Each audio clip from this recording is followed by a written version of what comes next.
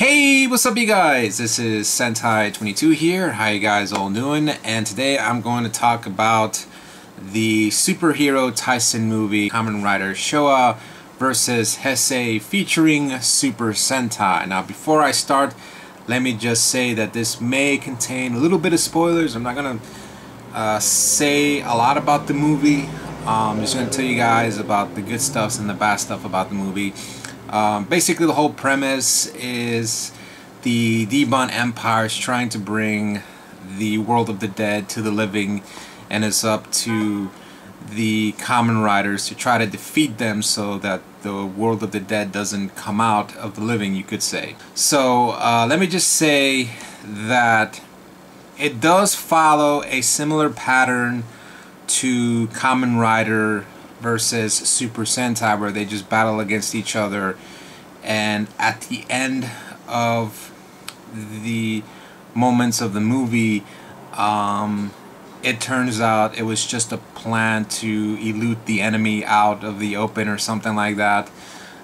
In a way, it's kind of the same thing with Showa versus Heisei. You got two different rider eras battling it out to basically destroy each other. Well, they're not really killed, but mostly they get, you could say, they get trapped in a different dimension, and at the end, you know, they all come back, of course, and that's just how it is, really. I mean, I wish they could have done the story a little bit better, not follow the pattern what they did with Super Sentai versus Kamen Rider. Also, as well, I mean, it's great that we got to see a lot of the old riders back, not the AU riders, aka the basically if you guys watched Kamen Rider Decade, you'll know what I'm talking about. Most of, like, when you guys saw the first episodes, you'll notice that a lot of the actors that portrayed the riders from the original series weren't there.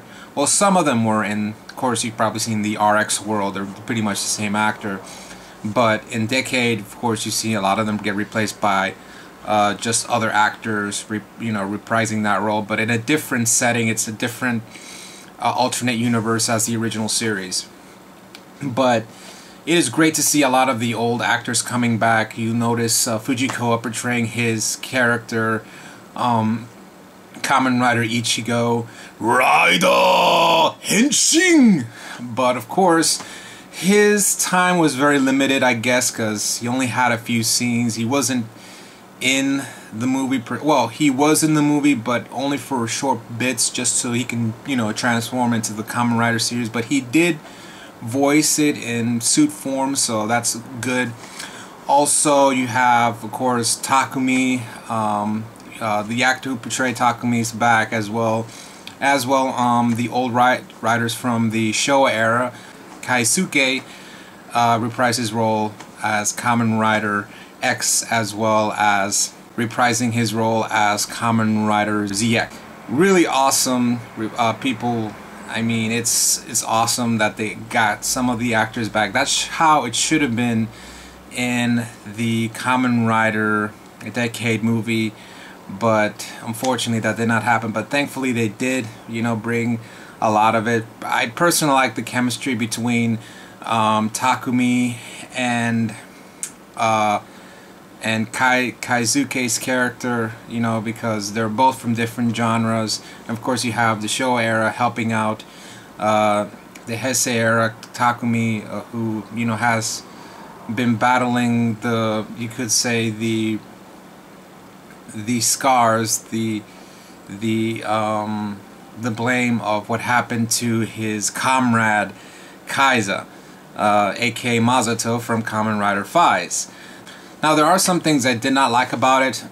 For one thing, the voice actors that did the riders. I know that there are some that did not. I know there's some riders that didn't reprise their roles. In suit form, of course. Because they, the people moving on. These actors moving on to bigger and better things.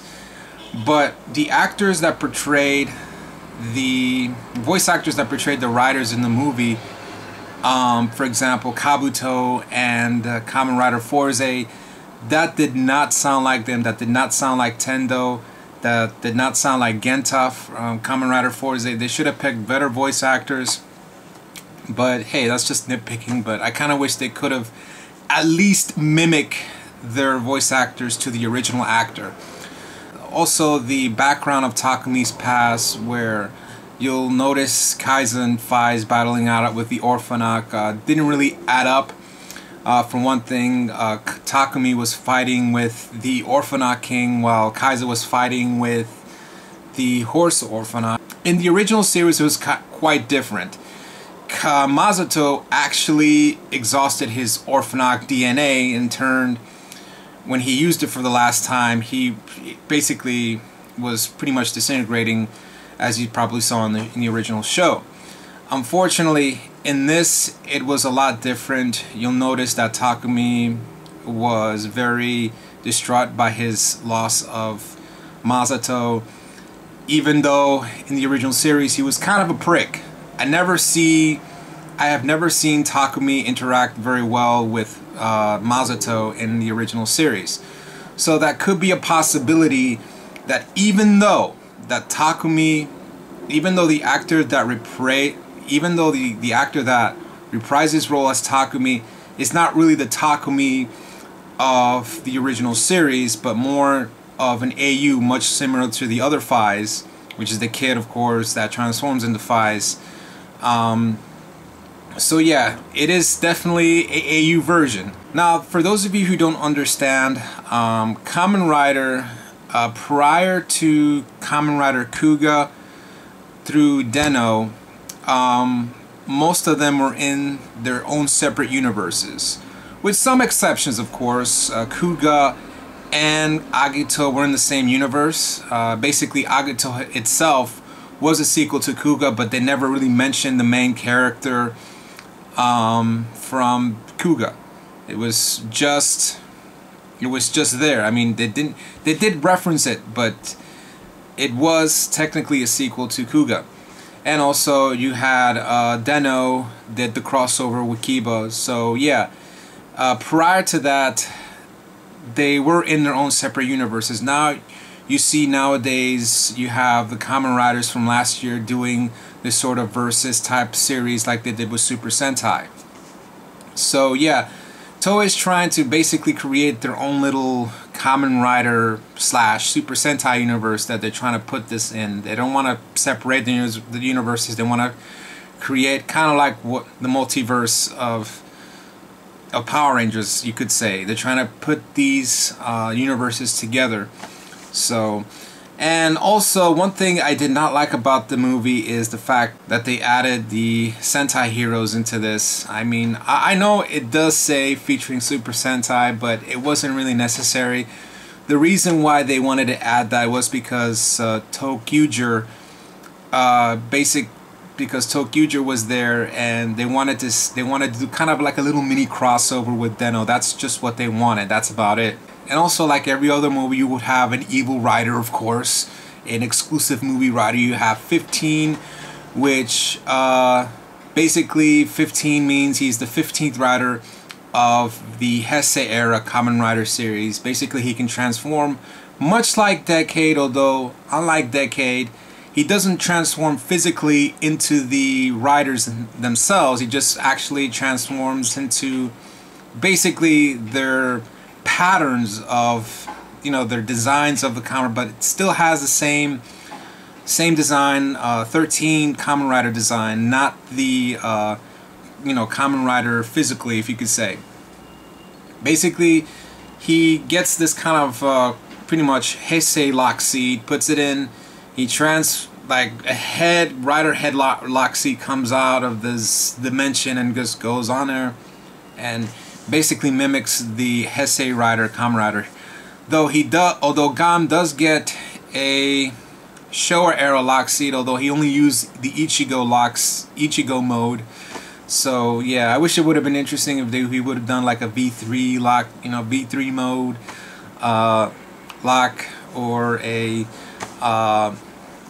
Super 1 lock. That would have been awesome to see, but unfortunately that did not happen. But yeah, despite its flaws, it is a great movie. It's awesome. You know, just because of course you got the original Ichigo playing Kamen Rider, the first one, the actual first one, not the movie first. So, alright guys, that's about it. Hope you guys enjoyed this little review. Please guys, post your comments on the links below. What do you guys think of the movie? Please post them on the comment section. This is Sentai 22, and thanks for watching.